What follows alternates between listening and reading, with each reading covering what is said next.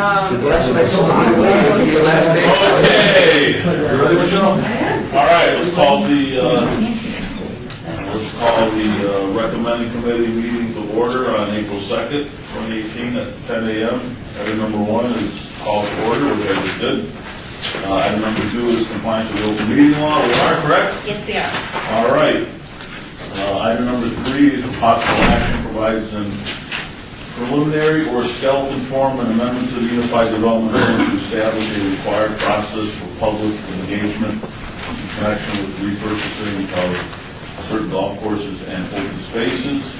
It is my understanding that Councilman Soroka, who is the sponsor of the bill, would like to debate. Correct. Tell when? April 16th. April 16th. All right. And So it's going to go straight to council? No, it'll be on April 16th recommending, I'm sorry, Luann Holmes for clerk. April 16th recommending and April 18th council. And just so everybody understands the reason why it's being debated. Councilman Soroka would like this held until we have a full council. So on April 18th, we'll be swearing in our latest councilmen, and we'll have 7 on the council. All right, and so it's the actual ordinance, as far as you know, is not changing. Not that I Whatever's know. published today is going to be, It's already been published, it's yes. already been published, okay. Do you have any changes? Well, there's a proposed First Amendment in the backup, which is what's going to be presented at the next.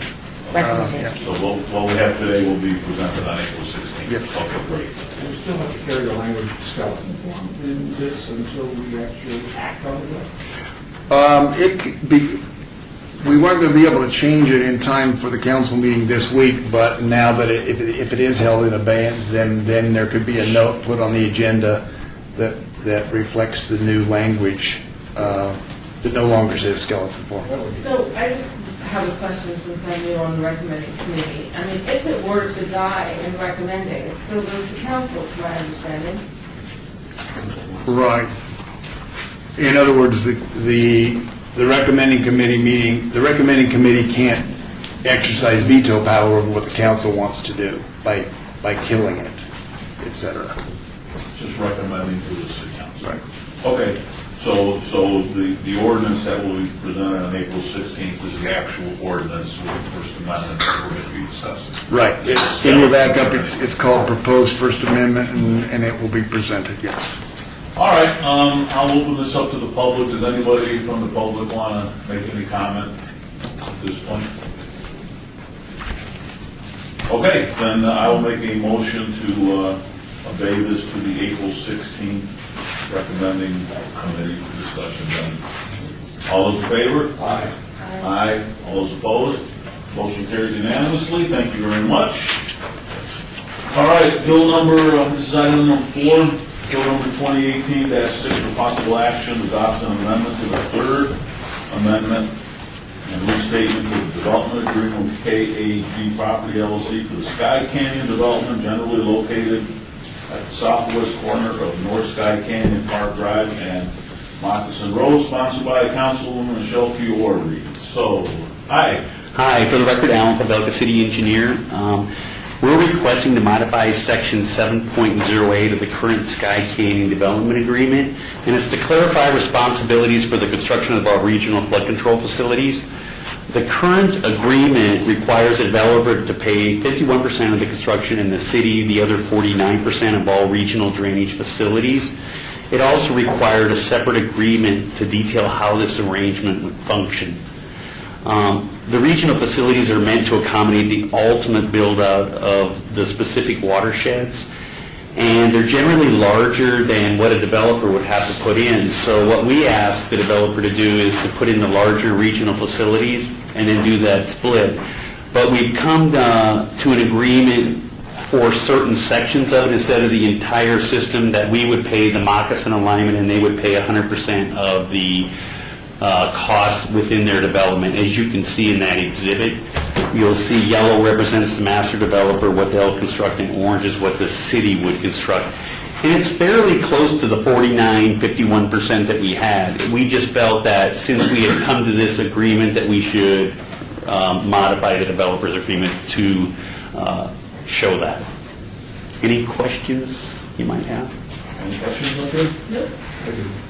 I just wanted to know, I know this is in your field, but I'm curious if the pipes are really large enough. You know, there's so much coming down from this stretch, and those 6, it gets overwhelmed, and time to time. So what I want to make sure is that the pipes haven't shrunk, that in fact they are good enough for 500-year, 1,000-year potential. Potential storms? You know, we can't unpave the streets, and we can't, put grass on the roofs once we allow them. Right, Councilman. So our regional facilities are sized for the 100-year storm, which is a really significant storm. And right now, they're currently doing another regional plan amendment to go over. So they're redoing all the hydrology with the current frequency rates. Right now, I think the consultant, I want to say Kimberly Horn is doing that, but that study's going on right now.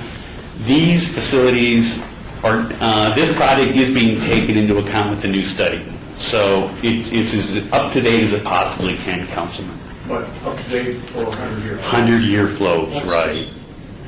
And that's in the policies and procedures of the regional. I know that the policies and procedures are behind. Recent history indicates that some of these, because, you know, this is a separated part of the valley, shale and our designated and Rossman at this time, boots. So the question would be is, are you boots ready to go? Are we tall enough? I know, Because you're still going to have a lot of water. I step in a lot of stuff every day, Bob. If you want it, you Yeah. get it, but I'll tell you what, I just kind of worry that there's another underestimation of be- nature here. Because Councilman Kaufman brought this to the attention, as we go forth, and I know that we are up to date as we can be, but is there an actual 500-year plan that we can adopt in the future? I would say no. Yeah, and to let you guys know, because the Northwest has had substantial flooding, and the current project that we've turned over to NDOT, so when NDOT's widening US 95 right now, we've added into that contract a huge channel. It's a box culvert system, actually, that will intercept the full 100-year flows. So we will finally stop all that flooding. And right now, I want to say it's maybe 20-year, because we've done some improvements and kind of did the best we could with the funds we had, but this latest job that NDOT's doing will literally intercept the entire 100-year flow, so we shouldn't have that problem again. I'm very excited about it, and I'm thanking for your concern, but I'm very excited about it. All right, anybody from the public want to make a comment on this? Okay, do I have a motion? Yes, motion to approve, please. Okay, all those in favor? Aye. Aye. Thank you. Opposed, motion carries unanimously. Thank you. Then we go on to item number 5, citizen participation, public comment during this portion of the agenda must be limited to matters within the jurisdiction of the committee. Anybody want to comment under citizen participation? All right. Recommending committee meeting is done.